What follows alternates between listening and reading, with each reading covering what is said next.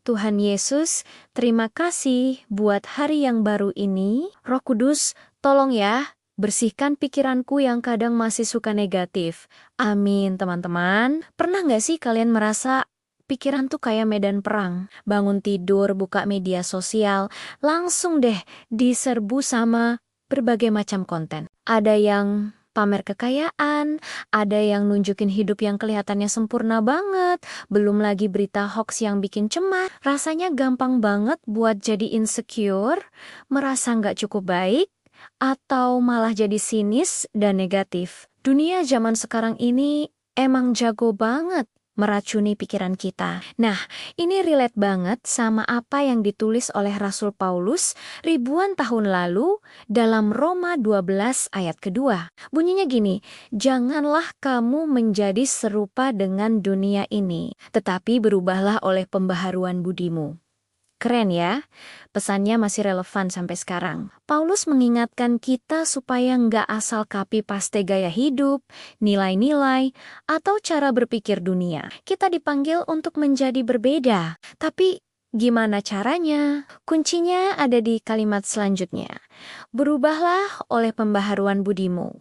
Apa sih maksudnya pembaharuan budi itu? Coba bayangkan. Ini tuh kayak kita melakukan factory reset pada pikiran kita. Kita uninstall program-program lama yang isinya kekhawatiran, kepahitan, rasa iri, atau pemikiran negatif tentang diri sendiri. Lalu, kita install sebuah operating system yang baru. OS ini basisnya adalah nilai-nilai kebenaran dari Tuhan, bukan lagi standar dunia, tapi standar kerajaan sorga.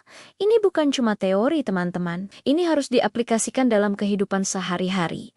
Gimana cara praktisnya? Pertama, mulai saring apa yang kita konsumsi setiap hari. Apa yang kita tonton, apa yang kita dengar, apa yang kita baca. Kalau kita terus-menerus mengisi pikiran kita dengan sampah, ya jangan heran kalau hidup kita jadi terasa lemot dan penuh masalah.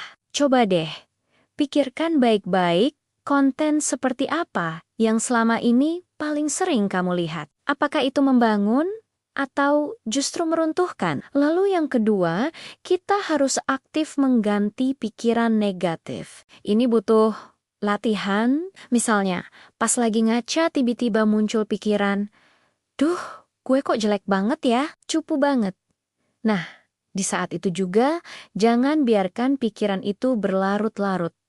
Langsung lawan dan ganti. Katakan pada diri sendiri, stop, aku ini berharga di mata Tuhan. Aku diciptakan segambar dan serupa dengannya. Mungkin awalnya terasa aneh atau dipaksakan. Tapi percayalah, semakin sering kita melakukannya, semakin kuat otot pikiran positif kita. Implementasi yang lebih konkret lagi, coba deh sekarang cek daftar following kamu di media sosial. Adakah akun-akun yang setiap kali kamu lihat postingannya, kamu jadi merasa minder, iri, atau bahkan marah?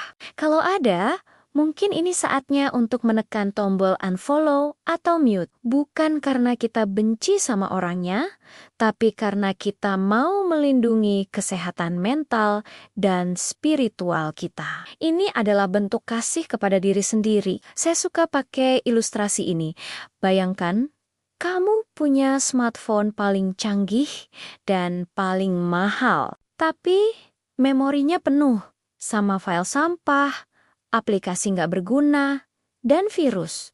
Apa yang terjadi? Pasti HP-nya jadi super lemot, sering jelek, bahkan bisa ngehang.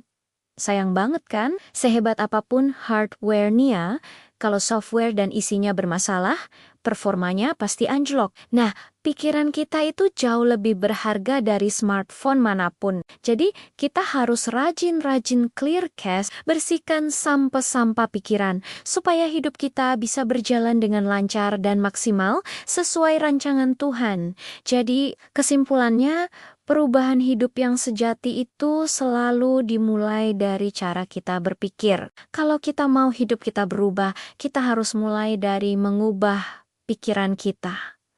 Be different, Be God's version of you. Kamu nggak perlu jadi orang lain buat diakui. Jadi dirimu yang baru bareng Tuhan itu jauh lebih keren. Yuk kita tutup dalam doa. Tuhan, terima kasih buat firman-Mu hari ini. Tolong pimpin setiap pikiran kami sepanjang hari ini. Biarlah damai sejahtera-Mu yang melampaui segala akal memelihara hati dan pikiran kami. Dan biarlah berkat Tuhan menyertai setiap langkah teman men yang menonton video ini. Di dalam nama Tuhan Yesus, amin. Terima kasih sudah nonton sampai akhir. Jangan lupa like video ini, share ke teman-teman baikmu, dan yang paling penting, subscribe channel ini biar kamu nggak ketinggalan devotional kita di hari kedua besok. Sampai jumpa.